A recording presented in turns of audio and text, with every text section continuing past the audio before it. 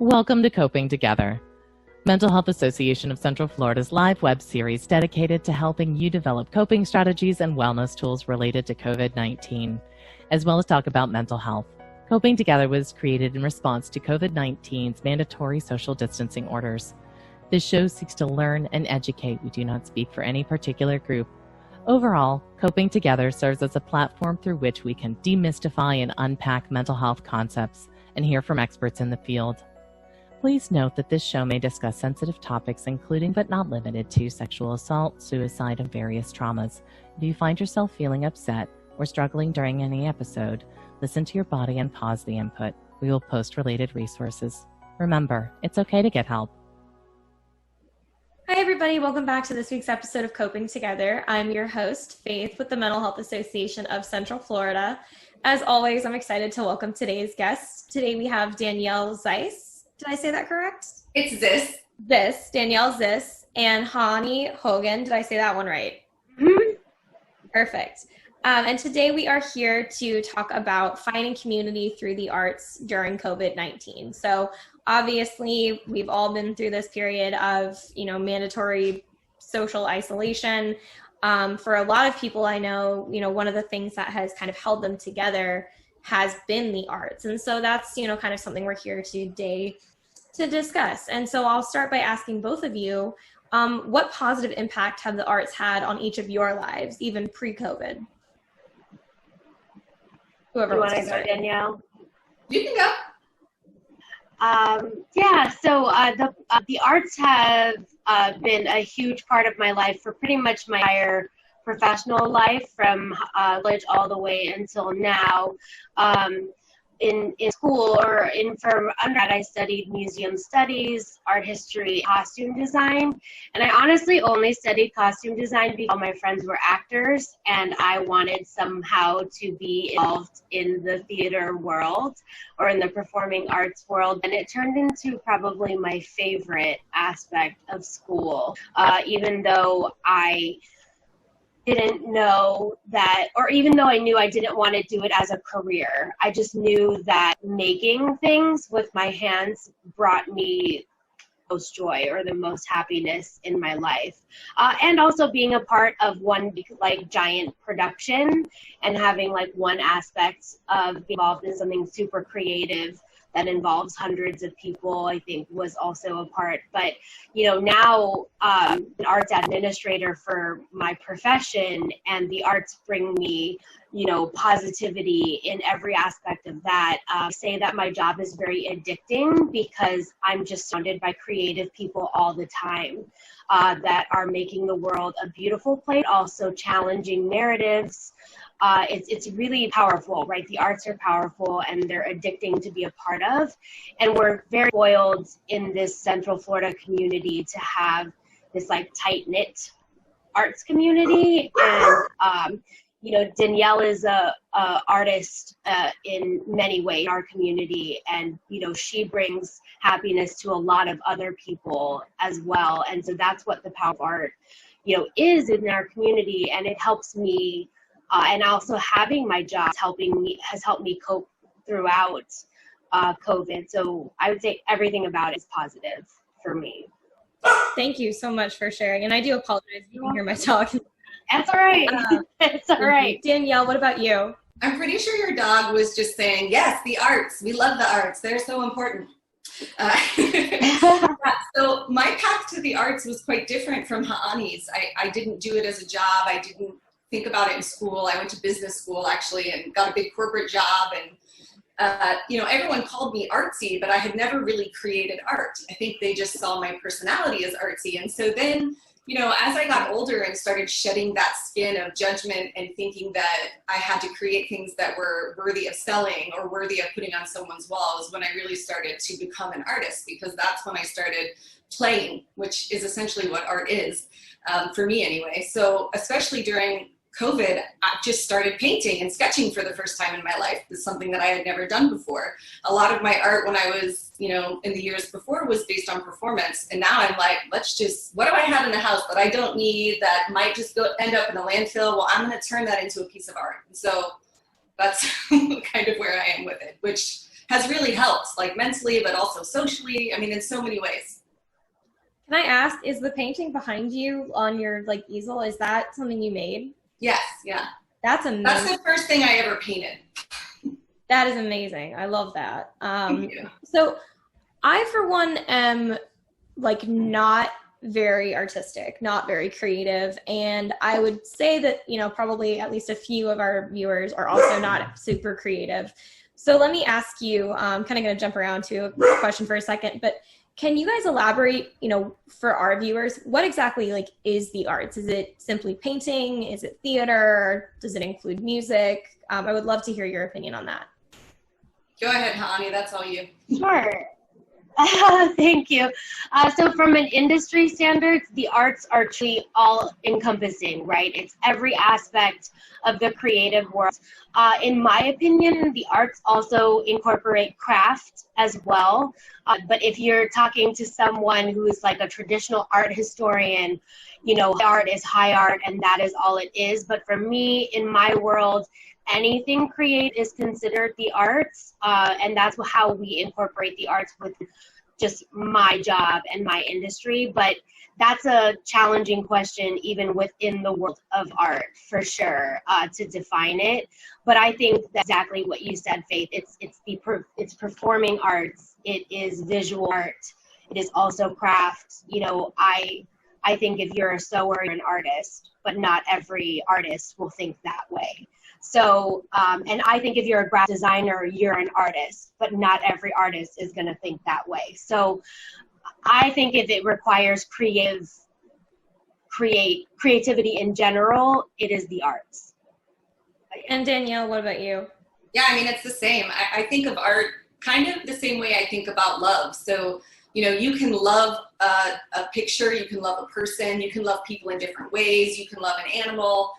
There's not a clear definition of what love is or what being in love is or what love should look like or feel like. We have some similarities, but it's all different based on experience. And that's how art is for me.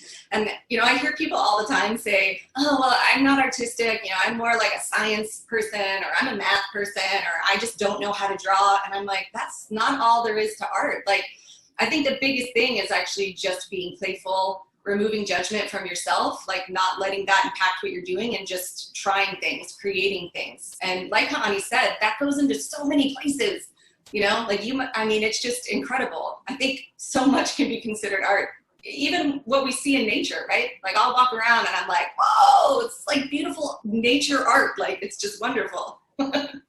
Actually, hearing you both say that makes me feel a little bit better because I actually really like scrapbooking.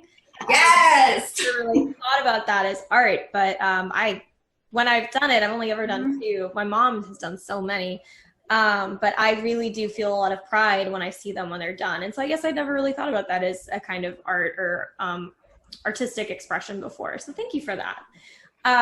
And so kind of moving on to my next question, you know, we've kind of touched on it, but in your opinion, I'll start with you on this one, Danielle. What are some of the benefits of the arts in people's lives in terms of like their mental health and mental well-being, in your opinion?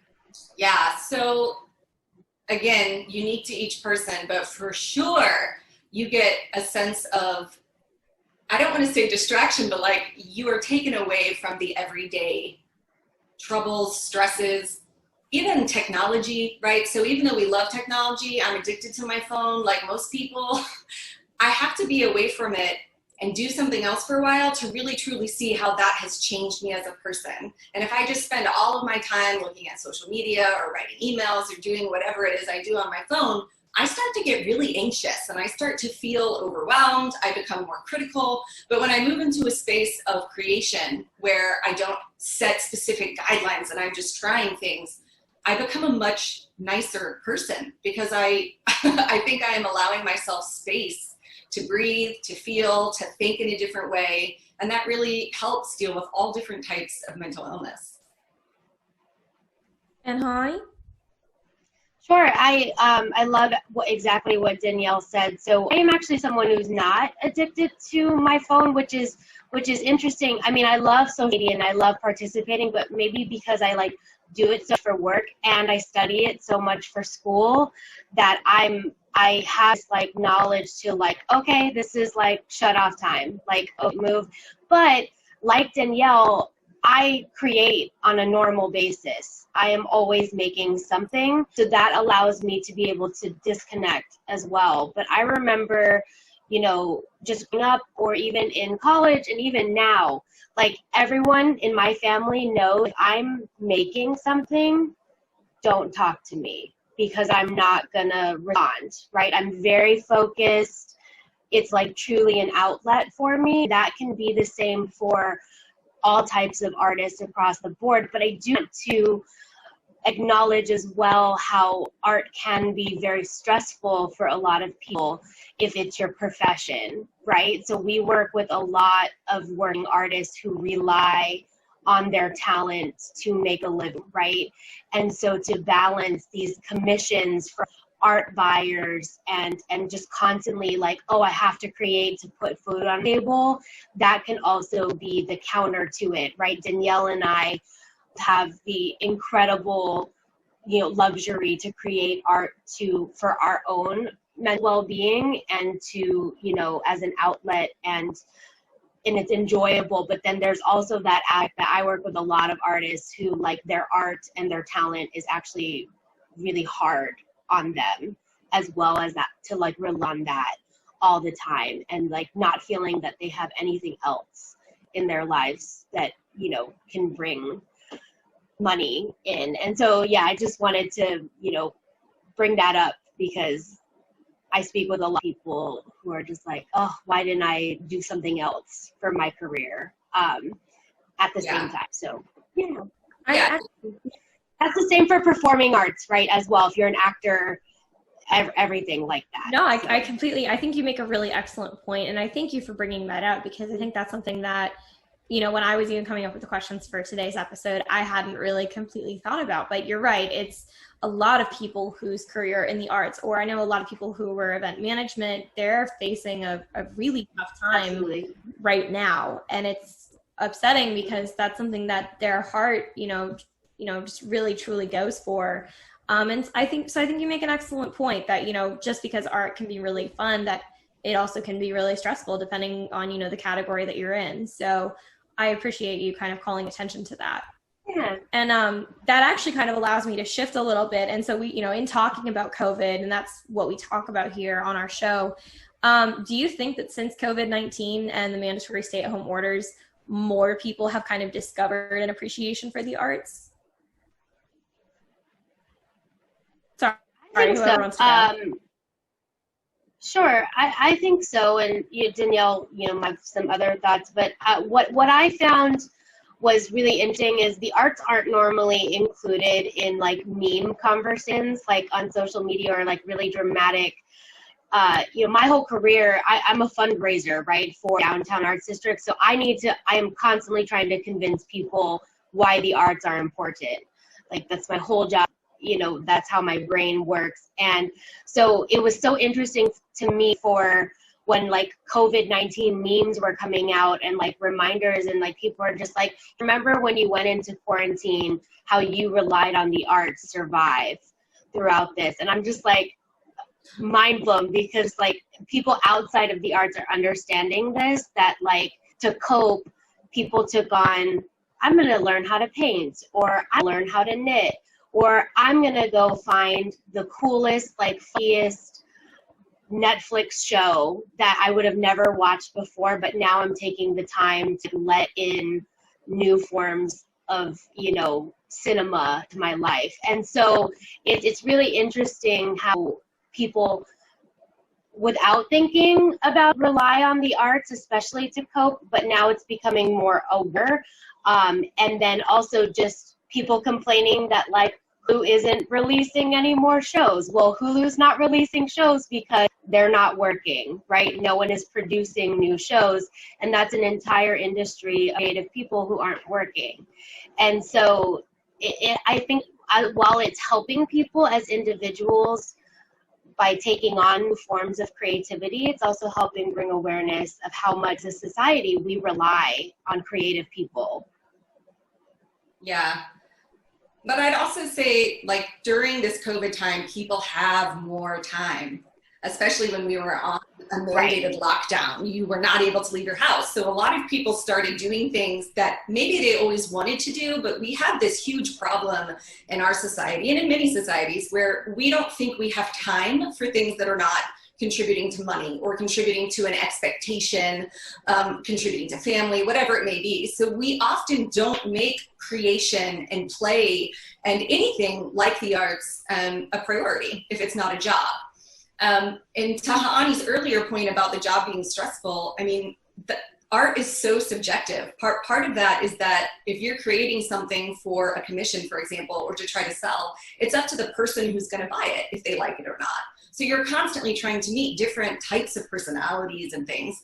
But one really important point that I want people to hear today is that the arts are not just for yourself to make, but they're also for you to enjoy. So if you don't like creating, or if you would rather spend your time looking at art and engaging in experiences in an artful way, that's great too. And what's happened during COVID is, like Ha'ani said, I think because people have time, they're sort of looking more into things. Like I just saw a post last night and it was like 20 pictures of famous art pieces that people recreated in their home, and they were amazing. It was like people were like wrapping towels and blankets around them to try to look like, you know, different famous paintings. And there was one of the girl with the pearl earring, which most people know. It's just a very... that updated one, yeah. Yeah, and then they put a dog in like a blue bath towel with an earring clipped, and it was like perfect. It was like, and you know, that person probably would say, well, I'm not creative, I'm not an artist, I was just having fun. But that's all in line with that type of topic. So in hearing you say that, you know, it really takes me to, and we can even say like social media has been an avenue for people to stay connected during this time. And, you know, I immediately go to TikTok and seeing all the creative TikToks that have come out. I've seen people. Poor TikTok! And I've seen people do jokes out of it. I've also seen a lot of creative outlets and aspects, like the idea of someone kicking off their shoe and through editing and all this kind of stuff, suddenly they're sitting on a couch and they're wearing this beautiful, gorgeous outfit. Or, you know, seen someone dressed as like Willy Wonka in the Chocolate Factory. Like you just see people really, it seems like opening themselves up to this new idea of creativity.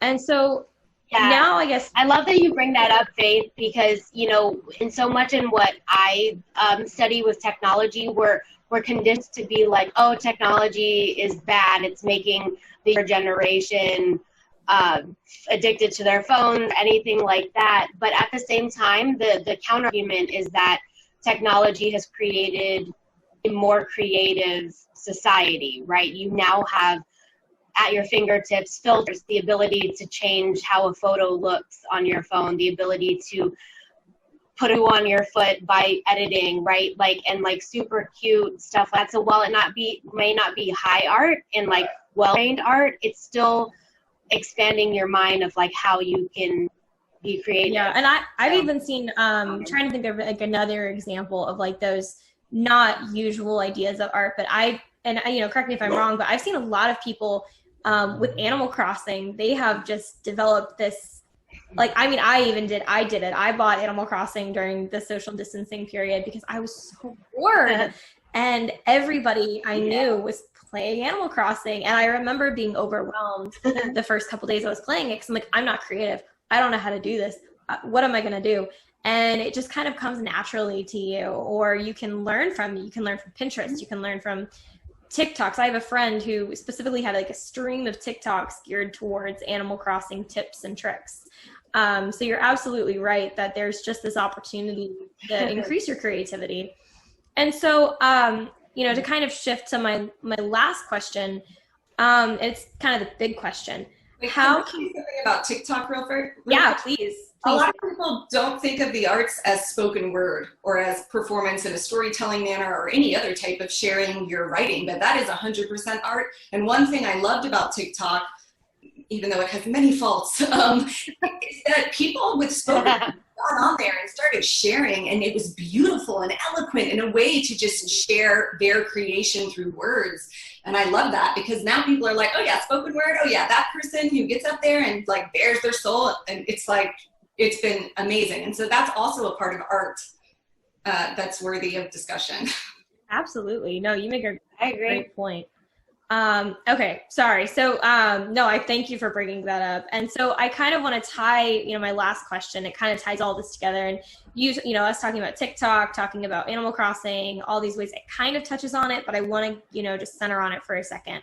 And that is like, how can we stay connected with others and find community through the arts during a time like COVID-19? Sorry, whoever wants to go. I did it again. No, it's fine. That's a great question and also a challenging question, right? Because, the last thing I want to recommend is to encourage people to spend more time online.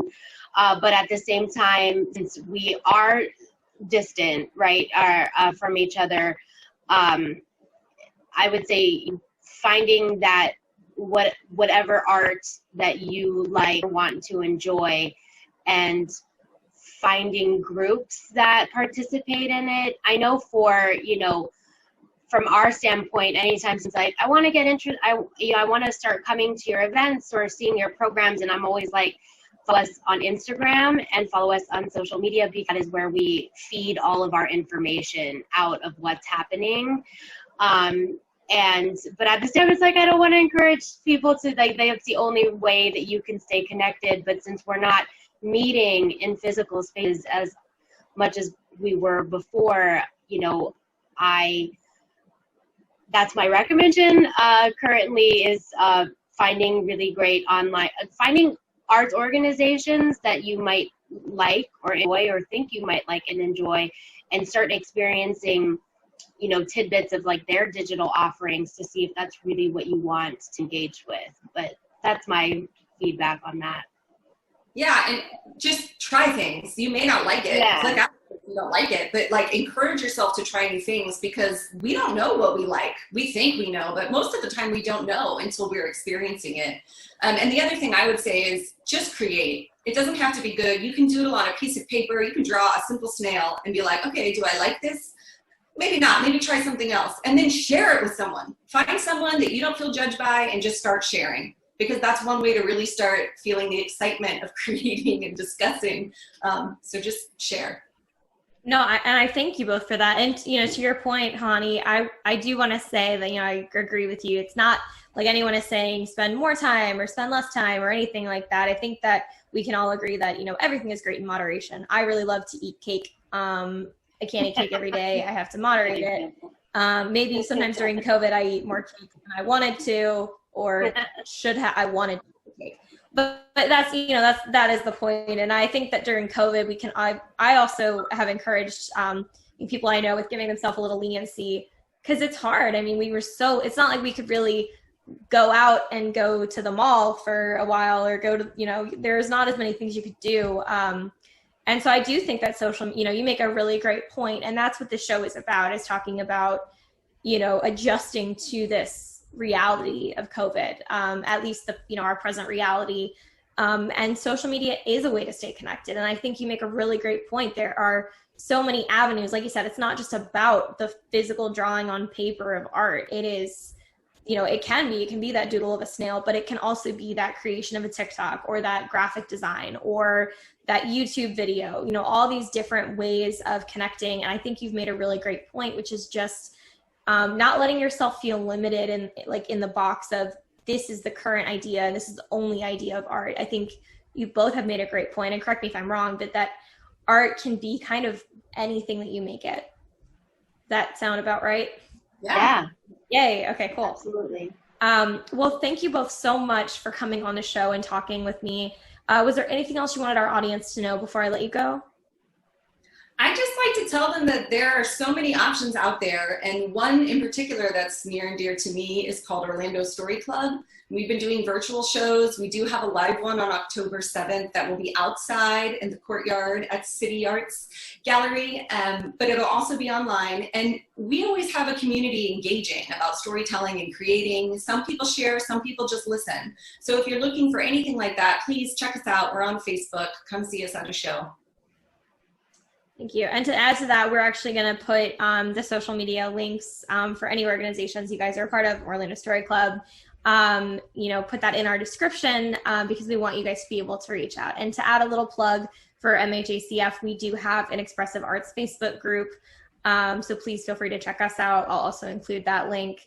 Thank you again both so much. Hani, did I cut you off? Was there anything else you wanted to say? No, I think that's great. Perfect. Well, thank you both so much. Thank you all for watching. If there's any ideas of shows you want to see, please reach out to us, via Facebook message, go to our website, give us a call, whatever it is. And just thank you so much for watching. Thank you so much for being here. And I will see you guys next time. Thank you so much. This was great. Thank you. Bye.